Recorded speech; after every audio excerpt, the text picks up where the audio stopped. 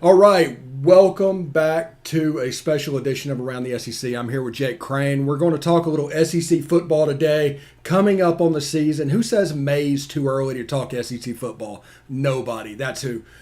Jake, how you doing, man? Man, I'm doing great. I appreciate you having me on. Excited to talk a little ball and look forward to what hopefully is a really exciting season this year. Yeah, absolutely. Let's just jump right in. I have questions about Alabama. Not that they're going to win the West, but replacing a quarterback, a running back, two wide receivers, including the Heisman Trophy winner, a mess around on the offensive line, and bringing in an offensive coordinator that traded away DeAndre Hopkins. I have concerns, man.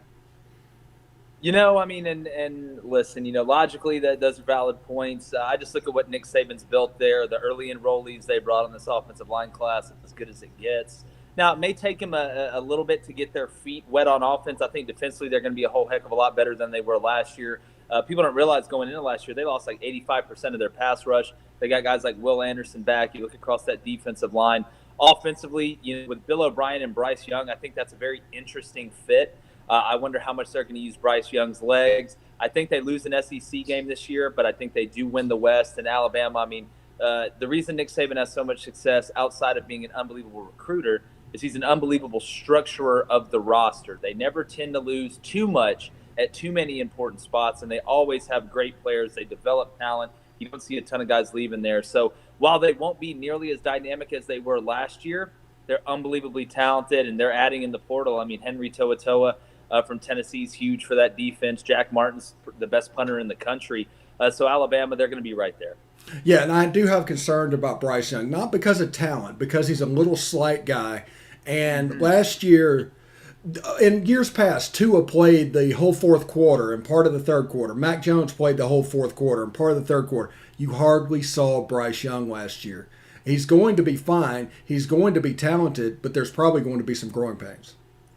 Oh, yeah, there is. Especially when a young guy is actually the guy. And there were people last year that actually thought Bryce Young was going to give Mac Jones a run for his money. And people have to remember, Mac Jones was a heck of a player. He's also surrounded by some really good players. Had probably the best offensive line, if not one of the best, if not the best offensive lines. You look at that receiving core, even losing Jalen Waddle with what he had, they always had an answer. And they're returning some guys I really like Latu at the tight end. But you bring up a great point. I think that they have to balance how much Bryce Young runs. This guy isn't built like Cam Newton. He's not built like Joe Burrow. He's not one of these bigger guys. He's really witchy, as I call it. He can get himself out of trouble, extend the play.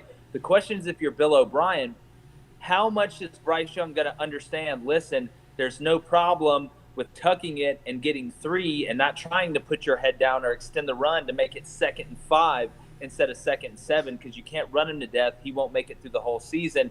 Then you go back to, all right, well, will there be any zone read stuff? Are they going to let Bryce really be himself or tone it down? Because I don't know if he's a guy, especially early, that is going to sit in the pocket and tear you apart.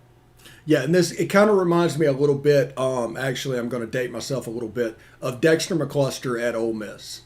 He was elite at positioning his body not to take a direct hit. That's the reason he was so durable, even though he was 5'8", 170 pounds, playing running back in the SEC.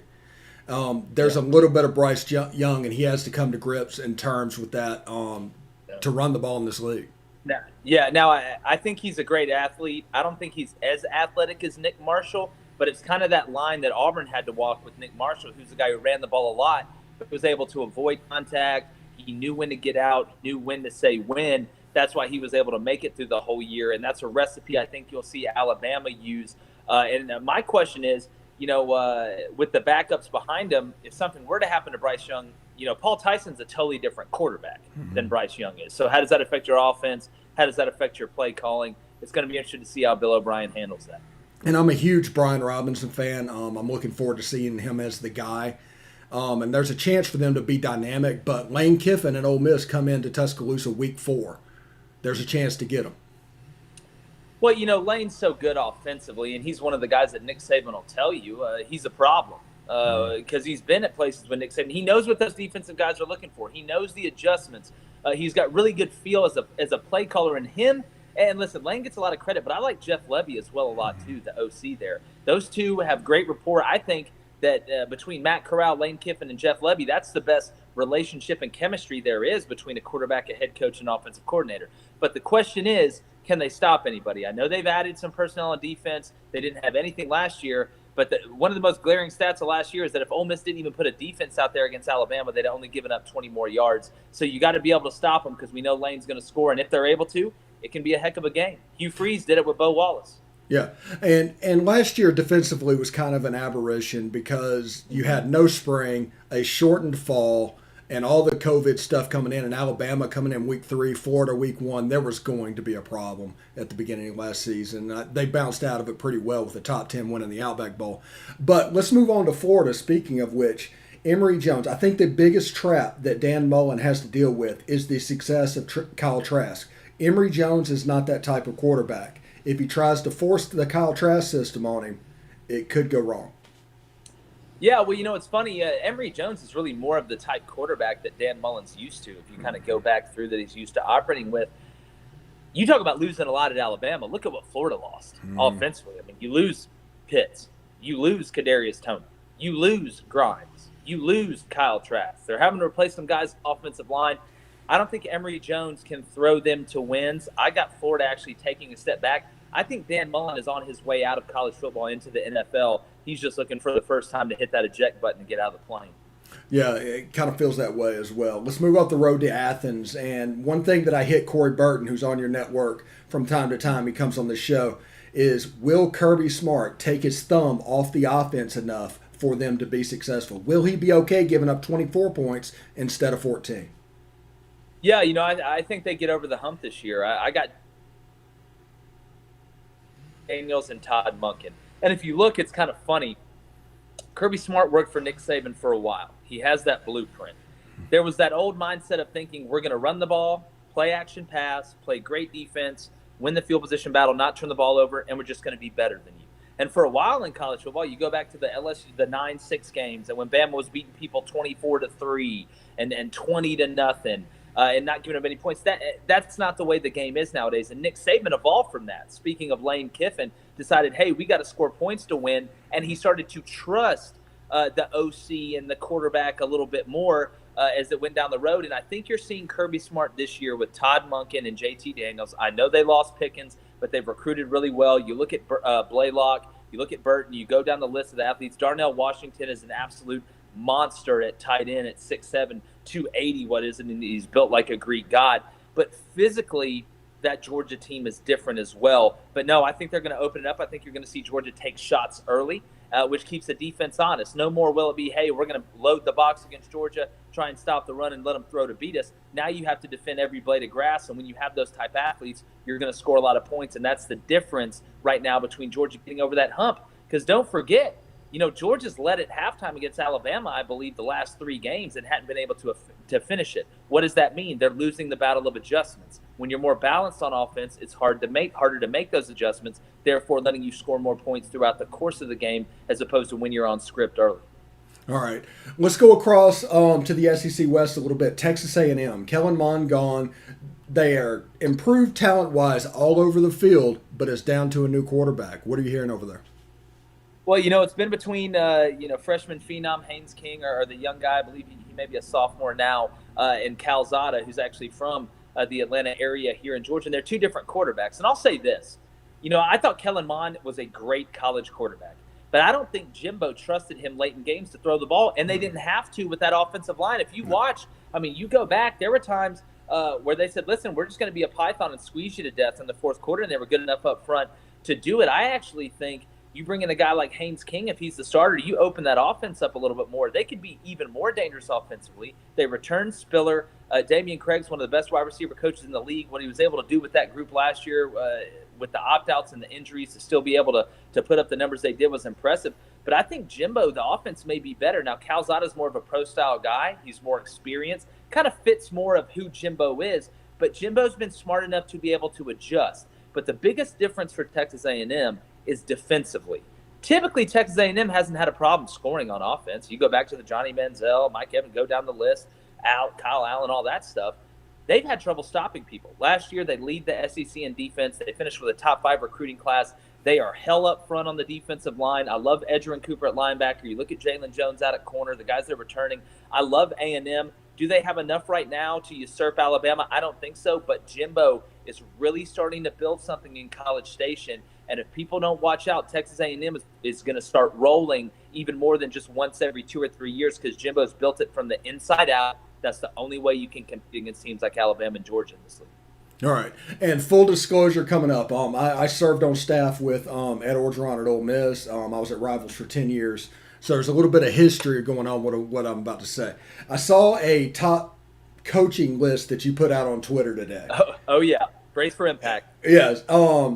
And how is Coach O different than Larry Coker? Here's the way I look at it, and listen, winning a national championship is obviously the epitome, and that has to be taken into account.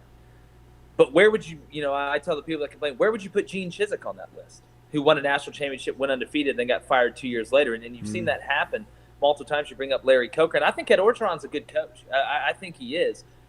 But I think if you put Lane Kiffin at LSU, they're a real problem consistently. Because, again, you can run into personnel that helps you. You could have had this Sprite bottle right here, Coach Cam Newton at Auburn, offensively, and they'd score 40 points a game. That's how good he was. Now, I think Ed Orgeron is an unbelievable coach and a great motivator. And the craziest part, I've got LSU finishing second in the West this year, tied record-wise for Texas A&M and beating them the last game at home. But I don't think Ed Orgeron is in the category of a Kirby Smart, of a Nick Saban, of a Jimbo Fisher, and being at LSU, you can win with the resources and the talent. You're the state school. You're going to dominate that state. And then you hit the lottery with Joe Burrow and Jamar Chase and some of these other guys. I want to see if he can sustain it. 2-3 years down the road, if they're having sustained success, I'll be the first one to come on here and say I was wrong. But I don't see it. All right, let's go up to Starkville. The drop 8 kryptonite for Mike Leach. He find a cure this year? I think they're person. I've had Mike Leach on the show. I like Mike. And what he did at Washington State and Texas Tech was awesome. But that's in the Big 12 and the Pac-12. This is the SEC. You look at the LSU game last year, they torched LSU because LSU wouldn't get out of man. It's amazing the teams that started playing zone against them, how much more success they had. And it's one thing to do it in the Pac-12. But if you cannot run the ball in the SEC, the smoke draw, you're not going to smoke draw your way to the SEC championship. You're just not going to do it. And the air raid, his system, it's really, really hit or miss. But I think the athletes in this league being paired up with where you're at in Starkville, with what Lane's doing at Ole Miss, I just see it as an uphill battle, and I don't think Mississippi State's going to be a factor. All right, let's head up to Oxford, Ole Miss, and Lane Kiffin in year 2.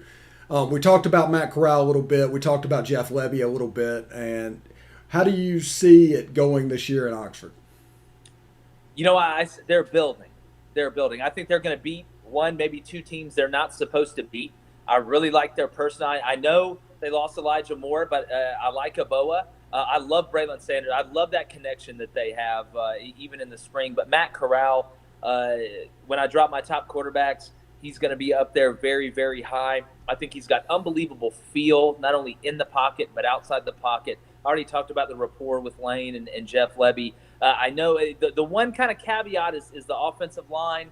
With the coach being let go, it's kind of a weird time. They've got to shore that up. That's the engine that makes the whole thing go. But I believe in Lane. So I see a good year. I see him finishing anywhere between 3 and 4 in the West and beating somebody they shouldn't and building. I think even when they do lose Corral, Lane Kiffin is so good with quarterbacks, him and Lebby, and they get that defense built up. Ole Miss is going to be a formidable problem. No longer is it going to be a cakewalk when you play Ole Miss. Okay, and just another, some of these lists that come out, especially after the draft, there's some of them that just omitted Matt Corral completely. They do a top 10 list without Matt Corral. What do you think's happening there? I think a lot of people don't do their research. I think a lot of people look at other lists, and it tends to be contagious. But, if you don't have Matt Corral in your top 10 quarterbacks in college football, what are we talking about? If we're talking about production, he has to be on there. You know how much they're going to throw the ball. You know how good Lane is and Jeff are schematically. The way they use the back out of the backfield, something that Lane does really well. You look at Jerry and Ely, a guy that I think is going to have a super year. He's going to get a lot of touches in the passing game, not a ton compared to other guys in the run game. But listen, these preseason lists, a lot of them are hot takes trying to generate content in the offseason. But I think if you omit him, I'm seeing some lists where JT Daniels isn't in there. So I I don't understand it. And again, I think there is some bias against the SEC when it comes down to it from some outside forces. But listen, preseason lists are preseason lists, and we're going to see. All right, and before I let you out of here, I'm going to ask you a simple question. Which do you prefer, Ronnie Brown or Cadillac Williams? Oh, you got to give me Caddy. I'm getting Caddy all day. Okay. All right. Jake Crain coming in from the J Boys Show. You can catch him on the Believe Network. Pimp your website real quick. It's thejboyshow.com. We got great merchandise over there. You can subscribe. We got a YouTube channel. It's the J Boy Show, Apple Podcasts, and Spotify. We're at the J Boy Show on Instagram and Twitter. I mean, we have big time guests all the time. We've had Mike Leach, Shane Beamer, Bruce Pearl, Mike Farrell, National Director of Recruiting. We cover a lot of recruiting in the SEC as well. And no politics. We talk ball. So if you're looking for a place to kind of get behind the helmet, or as we say, win the water cooler, come check us out. Just dropped some with Cole Kubelik, Rick and Bubba from the Rick and Bubba Show. Got Barstool Mincy coming on tomorrow. Ross Dellinger from Sports Illustrated talking some SEC. So we're always chopping it up, talking ball, and I really appreciate it, brother. You do a great job. Thank you a whole bunch, and let's do it again. For sure. Let me know.